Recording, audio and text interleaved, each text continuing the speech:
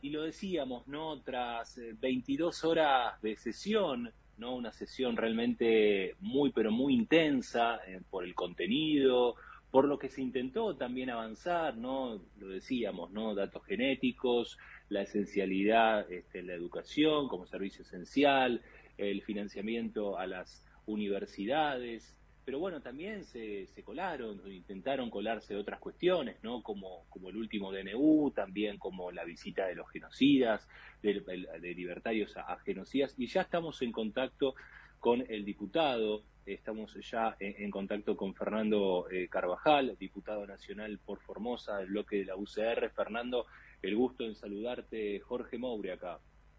Buenos días, Jorge, un gusto para mí. Bueno, Fernando, ¿qué balance, no, haces de la sesión que terminó hace, bueno, obviamente muy pocas horas?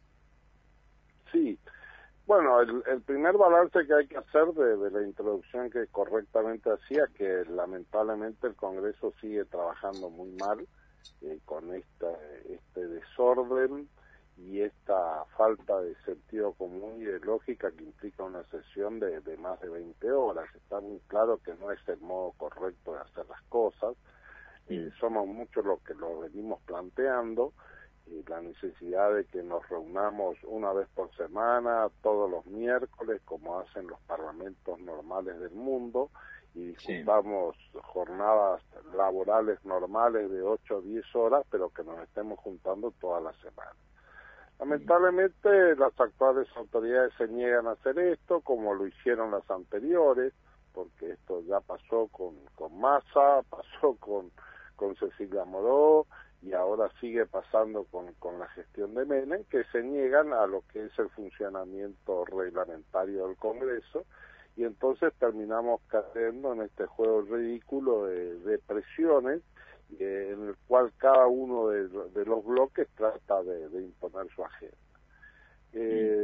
Esto es la mirada crítica. Lo positivo es que pese a esto hemos logrado avanzar en la discusión, una discusión que fue rica, que fue interesante en temas trascendentes, que tienen que ver con la coyuntura, con los temas de política de todos los días, pero que también nos permitió avanzar en la discusión de algunos proyectos de ley, de las muchas iniciativas que hay en el Congreso, pero bueno, logramos sancionar 2 leyes, que siempre es importante esto.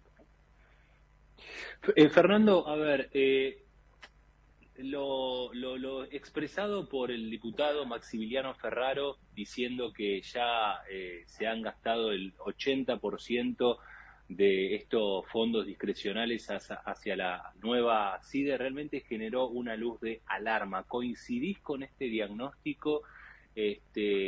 ¿Acompañás por lo menos esta mirada tan rigurosa sobre esta situación? Sí, de enorme preocupación. Yo fui uno de los primeros. Mira, si no fui el primero, no importa, digo, pues esto no es una competencia, pero sí, que salí en contra de esta decisión del gobierno nacional de avanzar en la reorganización de la AFI, hoy CIDE, por medio de un DNU, porque hacerlo de la manera en que se lo hizo también violó la Constitución Nacional, y además implica un riesgo democrático, pero también, por supuesto, y con enorme preocupación, lo que significó esta asignación de fondos. Bueno, Maxi Ferraro hizo este dato, aportó este dato que la verdad es que no lo teníamos y causó sorpresa, que efectivamente en menos de un mes se han gastado 80.000 millones de pesos de fondos reservados. Realmente esto es un escándalo, que no sabemos dónde va a terminar, porque esto va a dar lugar seguramente a, si no hay un retroceso, a investigaciones criminales, porque el gobierno va a tener que rendir cuentas de esto. Hay una ilegalidad de origen en pretender darle a esos fondos el carácter de fondos reservados. Hay una contradicción insalvable ahí desde el punto de vista legal, porque los fondos reservados solo pueden ser reservados cuando se trata de gastos que tienen que ver efectivamente con programas de inteligencia nacional, que tienen que estar convalidados previamente por la Comisión Bicameral de Inteligencia. No Sí. es que se entiende esto, ¿no? Es decir, Sí. los gastos reservados tienen que ser justificados en el sentido de decir para qué programas de inteligencia nacional van a ser destinados. Esto requiere que la Comisión Bicameral tenga conocimiento de esto. Nada de eso hay, nada de esto ha sucedido, y de hecho el propio decreto dice que esos fondos son reservados, pero es para dar fundamento a la reorganización de la CIDE. Claro. Entonces esto tiene una ilegalidad de origen y genera enormes sospechas. Lo que todos pensamos de que esto se está utilizando para fines políticos o fines de persecución o para pagar a todos los troles que el gobierno tiene funcionando para atacar a la oposición. Y esto genera enorme preocupación y va a traer cola porque no vamos a permitir que esto suceda. Déjame, Fernando, discúlpame, ¿no? Sí. Que te haga un no, porque esto es muy importante. Digo, ¿cómo se hace para hacer una ruta de este dinero que ya fue girado, que ya se ha utilizado, que se puede, o sea, digo, la bicameral o a partir de un avance judicial, saber si este 80% efectivamente es así, se ha utilizado, hacia dónde, quiénes han recibido ese dinero, cómo se ha utilizado ese fondo, porque acá hay un agujero es muy grave esto. Es muy grave. Mira, en la década del 90 se utilizaron estos fondos reservados para pagar sobresueldos a los funcionarios públicos, ¿sí? Es decir, había todo un sistema, la gente no se acuerda de esto por ahí, pero había todo un sistema donde todos los funcionarios decían que cobraban 10 y cobraban 10 pesos en blanco, pero después por vía de fondos reservados de la CIDE cobraban 100 pesos más, ¿no? Digo 100 pesos en términos simbólicos, ¿no? 10 veces lo que se cobraba en blanco se cobraba en negro por vía de fondos reservados de la CIDE. Bueno, esto se tardó en determinar, pero a la larga fueron condenados. Hasta el expresidente Menem fue condenado y el exministro Cavallo fueron condenados por esto. Entonces, en esto vamos, y hoy tenemos esta realidad de que hay altos funcionarios del Estado que nadie sabe quién les paga porque no tienen cargos formales. Entonces se están repitiendo estas situaciones y se está repitiendo el modo de financiamiento, y claro que se va a poder determinar, no va a ser fácil. Ahora, en lo inmediato lo que nosotros estamos haciendo es insistir con el pedido de tratamiento inmediato del DNU en el plenario. Ya hemos solicitado, el mismo grupo de diputados radicales y de Hacemos Coalición, que pedimos que el tema sea tratado en la sesión del jueves, que lamentablemente por razones materiales no pudo hacerse porque se solapó con la del miércoles. Ya hemos pedido para la semana que viene una nueva sesión donde estamos pidiendo que se trate y que el DNU no solamente sea rechazado, sino que sea rechazado y declarado nulo por la flagrante violación del orden jurídico, y que esto permita retrotraer estos gastos que ya se han realizado. Claro. Para contarles a la gente, en la sesión de la semana que viene, que lo que está contando el diputado Carvajal, es una sesión, entre comillas, ¿no?, expeditiva. Se vota por sí o por no, es así, ¿no? Así es, porque solamente hay que entender que el DNU tiene un trámite especial que está regulado por la Constitución y por la ley. El reglamento no tiene una reglamentación específica, porque el reglamento de la Cámara es anterior a la reforma de la DNU.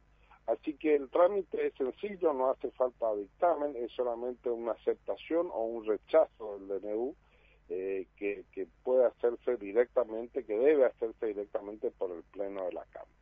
Así que nosotros estamos confiados en que vamos a poder avanzar en esto, que va a ser un primer paso para luego avanzar también con otro tipo de acciones políticas y jurídicas para que se devuelva esta plata que está siendo mal gastada. Y a su vez que desde esto, en todo caso, iniciemos en serio una discusión pública y transparente sobre qué vamos a hacer con los organismos de inteligencia. Porque coincidimos con el gobierno de que hay que reorganizar la AFI. Esto no es un tema de discusión y algunas cosas inclusive podríamos coincidir.